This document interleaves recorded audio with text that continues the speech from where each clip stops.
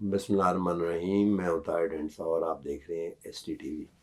ये बारिशों का हालिया सिलसिला है जो बड़ा अनयूजुअल है, और NDMA की तरफ से ये इंफॉर्मेशन दी गई है सिटीजन्स को और बाकी म्यूनसिपल जो हमारा फ्रेमवर्क है और जो लोकल अथॉरिटीज़ हैं कि ये अभी अप्रैल में चलना है और प्रॉबेबली इन मई एज वेल।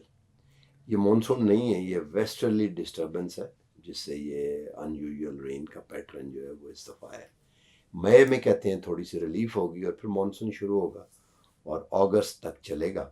और कहा जा रहा है कि मानसून इस दफ़ा जो है वो थोड़ा सा हैवी हो सकता है। कितना हैवी हो सकता है ये बाद में देखना है। अभी कहा यह जा रहा है कि मंगला डैम में अभी तकरीबन 3.5-4 मिलियन एकड़ फीट पानी और स्टोर करने की गुंजाइश है।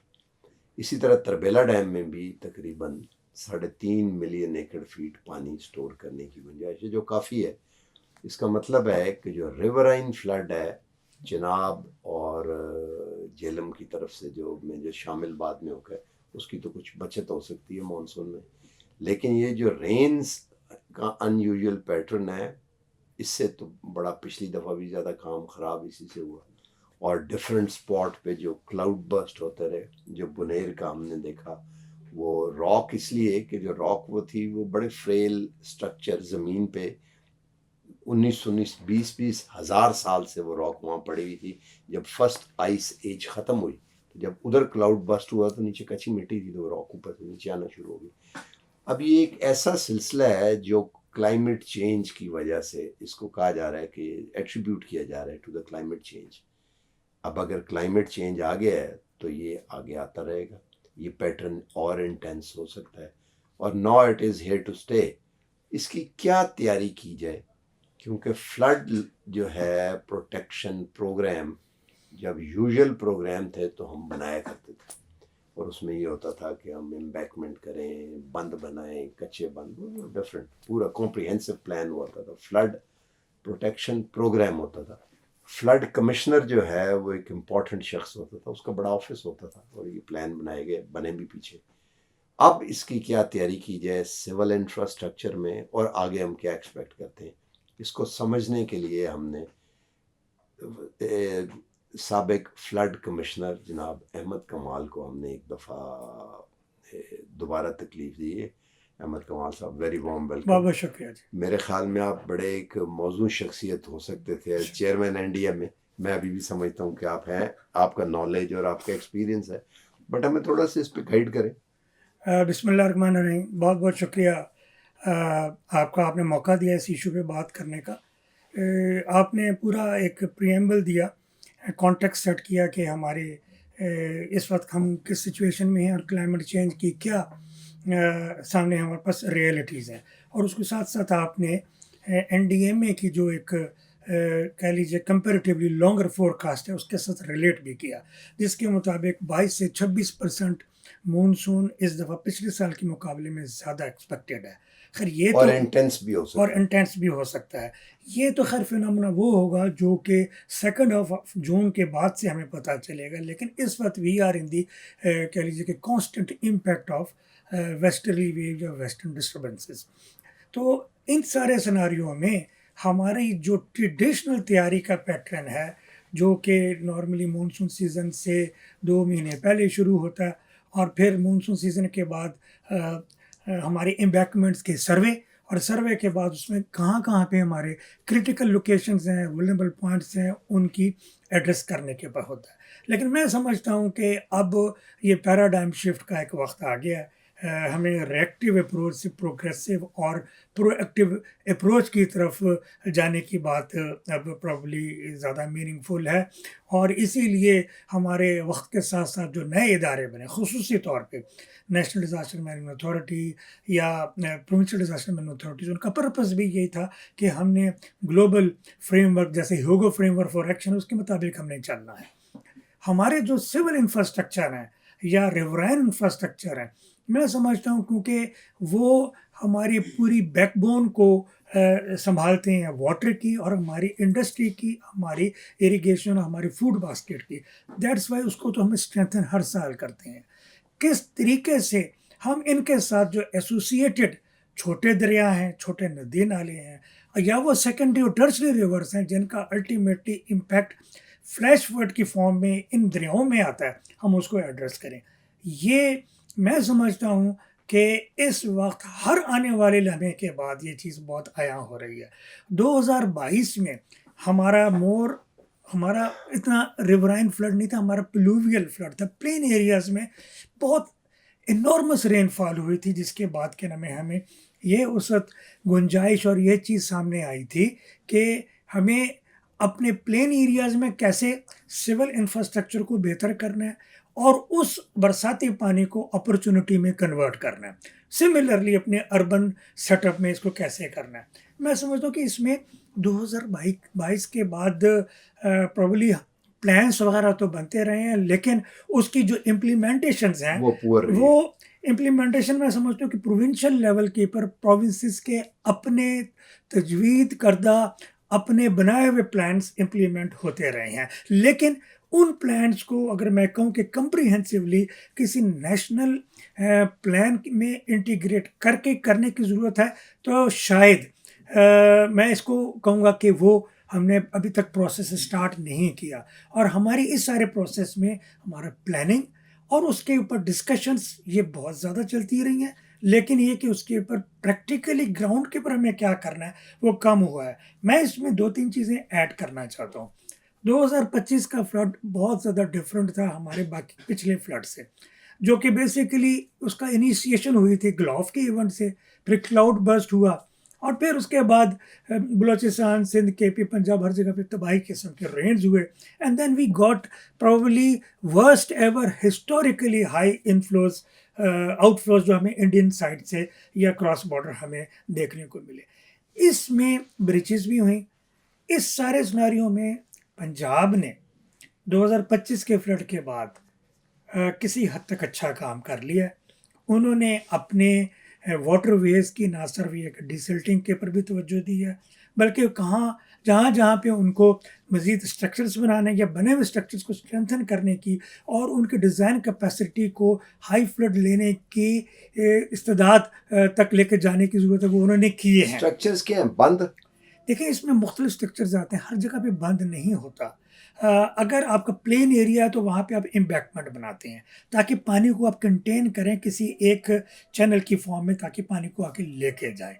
और अगर आपका स्टीप स्लोप होगा या स्लोप होगा तो वहाँ पे आप स्पर्स भी बनाते हैं, वहाँ पे आप डाइक्स भी बनाते हैं और वहाँ पे आप गेबियन वॉल्स या retaining walls, flood retaining walls भी बनाते हैं। हमारा जो जीबी का एरिया है या हमारा अपर केपी का एरिया है, वहाँ पे हमारी फ्लैश फ्लडिंग होती है। ऊपर हाइट से पानी नीचे गिरता है। जब हाइट से पानी नीचे गिरता है तो उसका डैमेज पोटेंशियल बहुत ज़्यादा होता है। उस डैमेज पोटेंशियल को रोकने के लिए वहाँ पे गेबियंस बनते हैं, वहाँ पे रिटेंशन वॉल्स बनाई जाती हैं और जहाँ पे हमें रिवर को टेम करना हो कि वो इस साइड पे बाहर ना निकल जाए, सिटी को नुकसान ना पहुँचाए, या इधर अगर हमारी फसलें लगी हुई हैं तो फसलों को वो क्या नाम है इरोड ना करे, ख़राब ना करे, तो वहाँ पे फिर हम स्पर्स बनाते हैं। स्पर्स में ये है कि पानी एक, जिसे हम अपने लैंग्वेज में मेंडर कहते हैं, उस मेंडर के ज़रिए जिस तरीके से स्नेक क्या नाम है मूव करता है पानी, इस तरीके से उसमें मूव करता है।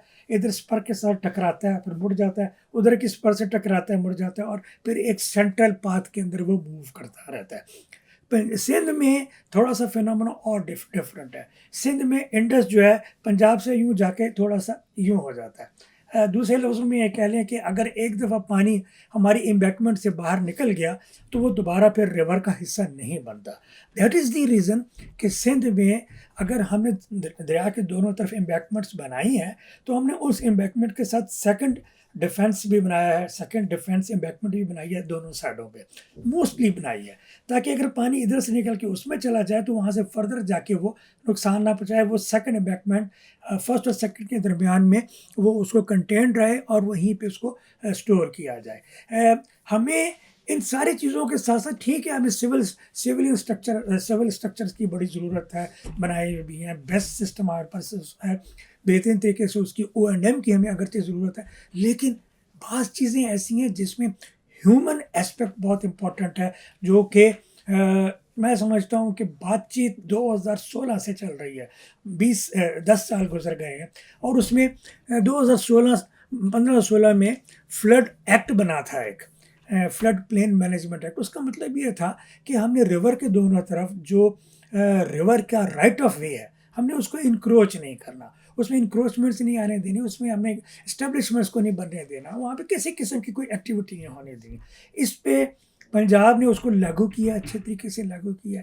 केपी में भी ये लागू है। लेकिन डिस्पाइट ऑल दैट, आप ये देखिए कि हमें हर फ्लड के बाद पता चलता है कि किसी मेन रिवर के ऊपर कोई बड़ा होटल या कोई बड़ा स्ट्रक्चर है। इसका मतलब ये है, ये जो अर्बन साइड है यहाँ पे भी जब आप आए ना, तो ये जो कुरंग है जी ये by definition it's a river. जी, तो दोनों तरफ इसके आप देखें बाराकू से आगे आते हुए, तो वो तो लोगों ने उसे इनक्रोच किया है। सर मैं इसका जवाब ये दूंगा, देखें ये फिर हमें अपने लैंड माफिया को एड्रेस करने की ज़रूरत है। मैं आपने नहीं, जो अब हो चुके हैं उसे क्या करें? उसका उसका जवाब फिर ये होगा कि हमें बाकायदा सर्वे करने के बाद, आपने कोरंग की मिसाल दी है ना, हमें एक सर्वे करना चाहिए कि कोरंग में अब तक हिस्टोरिकली हाई कितना फ्लड आया और उस हिस्टोरिकली हाई फ्लड की स्प्रेड कितनी है। जितनी उसकी स्प्रेड थी कम से कम उसको देखते हुए और उसमें क्लाइमेट चेंज के फ्यूचर इम्पैक्ट को एम्बेड करके, नहीं, जो उसका रिवर बेड डिफाइन है जी उसके अंदर लोगों ने कंस्ट्रक्शन देखें, फिर हमें उसको रिमूव करने की ज़रूरत है। फिर उसके पर हमें रिवर एक्ट लगा के उन इस्टेब्लिशमेंट्स को, अगर उसकी किसी ने इजाज़त दी है, किसी फोरम से तो उसकी इजाज़त होगी ना, लेट से अगर इजाज़त दी है तो उस फोरम को भी हमें उसकी भी बात पुरस करनी चाहिए और उसको लेटर इंस्टीट्यूट में लागू करना चाहिए। मुझे इजाज़त दें एक दो बातें करने की। 2001 में सुपर रेन हुआ था इस्लामाबाद पिंडी में, तो मुझे याद है जी 600 कुछ 610 मिलीमीटर हुआ था जी। एक घंटे में या नहीं 2 घंटे नहीं, में, 10 घंटे में, 10 घंटे में। 10 घंटे हाँ, मुझे याद है। जी। And it was being termed कि जी ये क्लाउड बर्स्ट हुआ है और इससे 74 कैजुअलिटीज हुई थी। 9 इस्लामाबाद में हुई थी और 65 हुई थी रावलपिंडी में। और इसकी मेजर वजह ये थी कि हमारे जो नाला लई और उसके साथ एसोसिएटेड बाकी के नाले हैं वो सारे कंस्ट्रिक्टेड थे और उनके अंदर बाकायदा इंक्रोचमेंट्स हुई हुई थी। इस 2001 के मानसून के बाद जापानीज गवर्नमेंट ने बाकायदा एक बड़ी बेहतरीन Islamabad Rawalpindi environment and flood management study के ज़रिए प्रोग्राम दिया था। उसमें उन्होंने 3 चीज़ें कहा था कि फौरी तौर पे की जाए। आज की इस टॉक में जो आपके साथ मैं कर रहा हूँ, ये बड़ा ही ज़रूरी है कि हमें अर्बन फ्लड मैनेजमेंट के कॉन्टेक्स्ट में जो मैं हाईलाइट करने लगा हूँ करना चाहिए, ताकि हमारी बाकी की जो सिटीज़ हैं उसमें भी इन सारे एस्पेक्ट्स को हम देखें। उन्होंने 3 चीज़ें कही थी। एक तो उन्होंने ये कहा था कि जी हमें फौरी तौर पे पिंडी इस्लामाबाद में फ्लड फोरकास्टिंग और वार्निंग सिस्टम लगाने की ज़रूरत है नाला लई पे। रीज़न उसका ये है कि पिंडोरा के मकाम पे इस्लामाबाद से 3 या 4 मेजर जो कसीज़ हैं या नाले हैं या स्मॉल स्ट्रीम्स हैं वो मिलते हैं। बदरा वाली, कांता वाली, तिन्ना वाली और सैदपुर कस। और ये तकरीबन 45% ऑफ द टोटल वाटर वो लेके आती हैं। इसका मतलब ये है कि अगर हम वहाँ से ये पानी जनरेट होता है, ये मार्गला से आ रही जी है। मार्गला से वहाँ से ये पानी जनरेट होता है और पिंडी में जिसे तो आप यहाँ पे रियल्टो सिनेमा है या नीचे चले जाए तो मरीड हसन है, नदीम कॉलोनी, जावेद कॉलोनी वगैरह, वहाँ पे लोगों को सिर्फ 5 से 7 मिनट पहले पता चलता है कि इतना पानी पहुँच गया है। तो इसको एड्रेस किया और flood forecasting and warning system Japanese government की जायका की मदद से लगा दिया गया। उसका सबसे मेजर बेनिफिट क्या हुआ? बेनिफिट ये हुआ कि उस जो लो लाइंग एरिया लोगों को 90 मिनट्स पहले अब वार्निंग मिल जाती है। जो पहले 5 से 7 मिनट मिलते थे, लोग सोए हुए होता था तो उसके अंदर उनकी जानें भी चली जाती थी। दैट इज़ द रीज़न कि 2007 में ये सिस्टम लगा और लास्ट ईयर तक सिर्फ सिंगल कैजुअलिटी हुई है इसमें। अब सिंगल कैजुअलिटी भी यू नो बेटर कि E11 में वो जो लैंड माफिया ने इंक्रोच किया हुआ, तो वो E11 में हुई थी, ना कि पिंडी साइड के पर हुई थी। वो गाड़ी डूब गई थी। गाड़ी डूब गई थी। इसमें दूसरा जो फेज था उसमें ये कहा गया था कि जैसे पिंडी और इस्लामाबाद में कंटिन्यूस बारिश होती है, तो पिंडी के अपने पानी के साथ इस्लामाबाद से 40 से 45% जनरेटेड वाटर पिंडी में जाता है। कुरंग से? नहीं, ये मारगला से। मैं आपको, मुझे इजाज़त दीजिएगा, मैं इस पे बात करना चाहता हूँ। जी हाँ, ये पिंडी में जाता है तो ये पिंडोरा के मुकाम पे नाला लेक का हिस्सा बनता है। वहाँ पे नाला लेक का जो स्ट्रेच है वो कंस्ट्रिक्टेड है, वो बड़ा नहीं है, क्योंकि दोनों तरफ आबादियाँ और स्टेब्लिश्ड आबादियाँ हैं। तो जैसे पानी वहाँ पे जाता है तो वो पानी रेज करता है। जब रेस करता है तो आगे भी रेस फॉर्म में जाता है, और पिंडी में पहुंच के जितना भी पिंडी का पानी नाला लई में पाइप्स के ज़रिए ड्रेनेज का आता है वो बैक फ्लो करता है।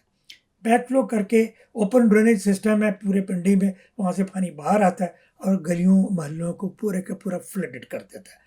तो इसका आंसर ये दिया गया था, प्रोजेक्ट तैयार किया गया था। ड्रेजिंग कीजिए। नहीं, मैं आपको बताता हूँ, इसका PC1 भी तैयार हो गया था and Japanese government was ready to fund that, but somehow that project did not get, कह लीजिए कि यस कह ले या नहीं जी, अप्रिशिएट नहीं किया गया था।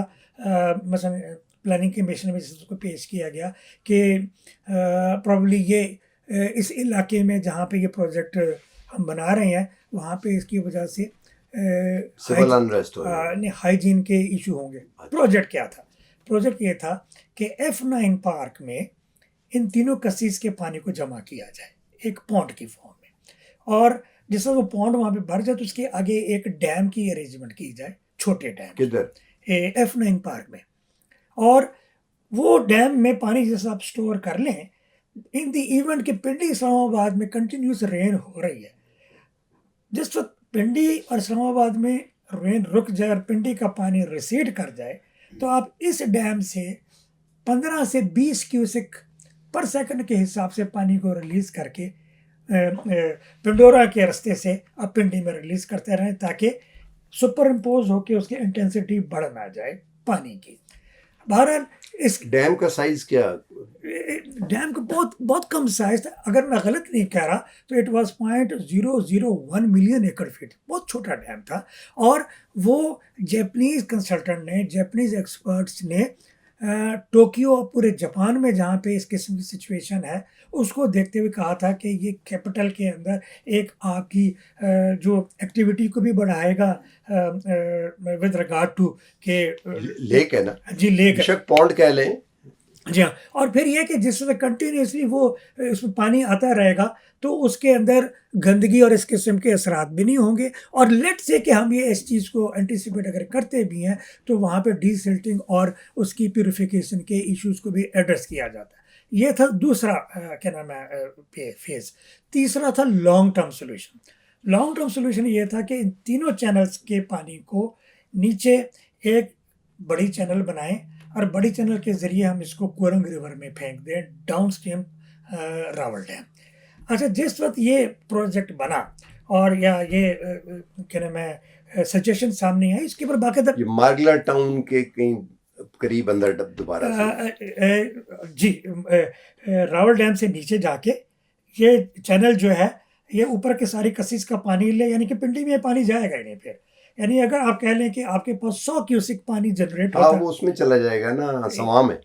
जी, सवा में कुरंग, और कुरंग से सवा में सीधा चला जाएगा, सवा से इंडस में डायरेक्ट चला जाएगा। जिस वक्त ये सिचुएशन हुई तो उस वक्त मैं नाम नहीं लूँगा, जो भी हाउसिंग के बड़े बड़े नाम थे उन्होंने इस चीज़ को एंटिसिपेट किया। क्यों एंटिसिपेट किया? क्योंकि बाकायदा जाके एक्सपर्ट्स ने इस पूरे इलाके का सर्वे किया था। सर्वे करने के बाद इसके ऊपर PC2 तैयार हो गया था कि हमें ये चैनल फ्यूचर में बनानी है। और जैसे उन्होंने कहा कि यहाँ पे तो फ्यूचर में ये बनने लगा तो उन्होंने लोगों को वहाँ पे लाके आबाद किया या उन्होंने कॉलोनीज डेवलप की। क्यों की? इसलिए कि कल जिस वक्त कॉलोनी डेवलप हो जाएगी तो मैं आपको वहाँ से जिस वक्त बेदखल करने के लिए जाऊँगा तो आज अगर आपने वहाँ पे मिसाल दे रहा हूँ कि 1 मिलियन का अपना एक इस्टेब्लिशमेंट बनाई है तो कल आप उसकी 20 मिलियन उसकी आप कंपनसेशन के नाम में कॉल करेंगे। And that was the reason for the Chira dam as well. Chira dam की जो साइट सिलेक्ट हुई थी तो उसकी साइट सिलेक्शन के वक्त भी वहाँ पे जिसे विज़िट किया गया था, और वो भी इसलिए था कि वो भी उसने ना सिर्फ ये कि पिंडी इस्लामाबाद को पानी दे रहा था जो हमारे इस वक्त के रिजर्व्स हैं उसके साथ, बल्कि उसने फ्लड अटेन्यूएशन में भी मदद देनी थी। ये चिरा डैम जो है कितना बड़ा था ये? चिरा डैम की मुझे एग्जैक्ट कैपेसिटी का ऑनेस्टली इस वक्त मेरे उसमें नहीं है, लेकिन if I am not wrong ये तकरीबन 0.07 मिलियन एकड़ फीट का ये डैम तो काफी था। बड़ा है, जी जी, बड़ा डैम था ये। और साइजेबल है ये। जी जी, साइजेबल था। और इसके लिए मैं ये सारी ये बात, वो जहाँ पे कॉमसेट वगैरह चटा जी उससे आगे जी उस जी तरफ था जी गए, जी जी बिल्कुल, उसके सामने वो जो कौटा वगैरह के जी कहीं। Exactly. And I my self तो ये हैज, तो फिर बन सकता है। जी अभी इसके ऊपर दोबारा काम पंजाब गवर्नमेंट ने इनिशिएट किया है। और ये बहुत बेहतरीन साइट है डैम की भी, और इससे पानी की बड़ी ज़रूरियात भी पूरी होंगी। इसको फीड सवां ही करता होगा, जी बिल्कुल। अच्छा, मैं आपसे एक दो तो सवां पे ये दूसरा डैम हो गया ना फिर, दूसरा हो गया। क्योंकि इसके अलावा छोटे छोटे सिमली डैम तो बना हुआ है। बना हुआ है। इसके अलावा और भी छोटे छोटे डैम्स हैं जिन पे इन्होंने काम किया। मैं आपके प्रोग्राम के तवसत से ये कहूँगा कि जहाँ पे हमें अपने सिविलियन स्ट्रक्चर को बेहतर करने की ज़रूरत है, सिविलियन स्ट्रक्चर से मुराद है फ्लड प्रोटेक्शन स्ट्रक्चर को, वहाँ पे हमें अब अर्बन फ्लड मैनेजमेंट के ऊपर टॉप प्रायोरिटी को रखने की ज़रूरत होगी। देखिए, मैंने पिछले दिन न्यूज़पेपर में पढ़ा है, मुझे इसकी डिटेल्स का नहीं पता, लेकिन न्यूज़पेपर की डिटेल बहुत अच्छी थी, जिसमें पंजाब गवर्नमेंट ने बहुत अच्छे लेवल के ऊपर अर्बन फ्लड को टेक केयर करने के लिए बहुत अच्छे मंसूबे उन्होंने मुख्तलिफ शहरों के लिए दिए हैं। और उसमें ख़ास तौर पे गुजरात का और सियालकोट का उन्होंने फ्लड मैनेजमेंट प्लान भी तैयार किया है। और उसका पर्पज़ ये है कि वो अंडरग्राउंड वाटर टैंक्स के ज़रिए और नेचर बेस्ड सॉल्यूशंस के ज़रिए और सिमिलर छोटे छोटे इंटरवेंशंस के ज़रिए जहाँ जहाँ पे आपको रेडली अवेलेबल वाटर है by virtue of the rain, आप उसको यूटिलाइज कर सकें और उसको कंटिन्यूसली यूज़ कर सकें। आपके प्रोग्राम के तवसत से मैं एक सजेशन देना चाहता हूँ, वो ये कि ऑस्ट्रेलियन गवर्नमेंट ने ऑस एड की मदद से पंजाब के लिए एक लाहौर के लेवल पे बड़ी बेहतरीन फिजिबिलिटी स्टडी की थी, और जिसमें पर्पज़ ये था कि पंजाब के जितना भी पानी जनरेट होता है, प्रोबेबली आप प्रोग्राम करते हैं और आप टीवी वगैरह सारी चीज़ों में आप बहुत ज़्यादा यकीनन आपकी अपनी इन्वॉल्वमेंट है, देखते होंगे कि जिस लाहौर में बरसात होती तो लाहौर का क्या हाल होता है, सिमिलर टू कराची और लाइक दैट।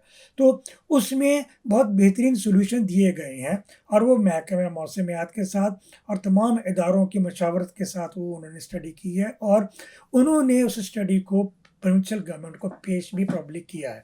तो ये हाई टाइम है, अगर तो प्रोविंशियल गवर्नमेंट ने जितने मंसूबे जो मैं बता रहा हूँ कि मेरे जहन से नज़र से गुजरे हैं, उन्होंने उसके मुनासबत से तैयार किए हैं, तो बहुत अच्छी बात अच्छा, है। आखिरी चीज मैं ये पूछना चाहता हूँ कि जाहिर है इसमें बड़ा मैसिव सिविल वर्क इन्वॉल्व है, जी इसमें पानी इन्वॉल्व है, जी इसमें लैंड इन्वॉल्व जी है, जी जी, तो इसको एज ए अपॉर्चुनिटी भी तो देखा जा सकता इसको अपॉर्चुनिटी देखेंगे है, ही। प्रोडक्टिविटी के लिहाज से जी, मैं कह रहा हूँ, देखिए, इसको आप अपॉर्चुनिटी के तौर पे देखेंगे ही। जिससे आपकी ग्रोथ में कंट्रीब्यूट करे नेशनल में। जी, देखिए, ग्रोथ में इसने कैसे कंट्रीब्यूट करना है, आपको वो वाला पानी जो आपके दरियाओं के ज़रिए सरफेस वाटर के फॉर्म में आपको मिलता है। कभी तो हम कहते हैं कि टू मच वाटर, कभी हम कहते हैं टू लेस वाटर, कभी शॉर्टेज होती है और कभी शॉर्ट नहीं होती। ये वो कुदरती नेचर का जो हमें तोहफ़ा मिलता है, जिस वक़्त मैं अपने किसी एक कम्युनिटी लेवल के ऊपर या किसी एक लोकेलिटी के अंदर उसको बेनिफिशियल यूज़ में ले आऊँगा, तो वो बेनिफिशियल यूज़ खाली मेरे लिए नहीं होगा। नो डाउट उसकी कैपिटल कॉस्ट इनिशियली जो है, व्हाटएवर द कैपिटल कॉस्ट, बाकी चीज़ों के ऊपर भी तो आखिर हम कैपिटल कॉस्ट लगाते हैं, मेगा स्ट्रक्चर्स पे भी तो लगाते हैं। हमारा जो रोड सिस्टम है, कम्युनिकेशन नेटवर्क है, हमने किसी चीज़ पर डिजिटलाइजेशन करनी है, हमने व्हाटएवर अदर हमने करनी है, बड़े-बड़े जो हम होटल खड़े कर रहे हैं, ये सारा कुछ वहाँ पे भी तो इन्वेस्टमेंट है ना जी। ये इन्वेस्टमेंट जिसकी मैं बात कर रहा हूँ, this investment is for the sake of good of the country at large, to bring a wholesome national level resilience to climate change as well as to natural disasters. 2-3 दिन पहले या प्रॉब्ली कुछ अरसा पहले आपसे किसी और तकरीब में बात हुई थी, तो मैंने national master plan on flood telemetry का भी जिक्र किया था। देखें, ये अब मैच्योर होने के करीब है और बहुत अच्छी बात है कि इसके ऊपर काम हो रहा है। इसका कॉन्सेप्ट क्या था, मैं अपने आप को मैं शुक्र अदा करता हूँ कि इसका कॉन्सेप्ट जो दिया और उसके ऊपर काम हुआ है, वो ये कि जिस तरीके से एक दरख्त होता है, उसका मेन स्टेम होता है और उसके बाद उसकी छोटी छोटी और फिर और छोटी शाखें होती हैं। पाकिस्तान का रिवर सिस्टम इस तरीके का है। मेन अगर आपका इंडस है तो उसमें आपके चनाब, रावी, सतलुज ये तो हैं। अब इन सारों के साथ-साथ इनके ऊपर छोटे और छोटे और छोटे दरिया उसमें गिरते हैं। ट्रिब्यूटरीज हैं, जाहिर ट्रिब्यूट, है। जी हाँ, अगर उन सारों को आप टेलीमीटर कर देते हैं, तो आपको सबसे पहले तो ये पता चल जाएगा कि उन जगह पे कितना पानी प्रोड्यूस हुआ, जनरेट हुआ। उसके बाद क्या उसने वहाँ पे जनरेट होके फ्लैश फ्लडिंग की? अगर उसने वहाँ पे फ्लैश फ्लडिंग की तो आप अगली बात सोचेंगे why should not I address it there and then, मैं वहाँ बजाय कि उसको मैं नीचे आने दूँ। दूसरा ये कि वहाँ से ट्रैवल होके नीचे आएगा, फिर नीचे आएगा, फिर मेन में आएगा, तो आपको पता चलेगा कि मेरा एक्चुअल सरफेस वाटर कंट्रीब्यूशन इस साल कितना था।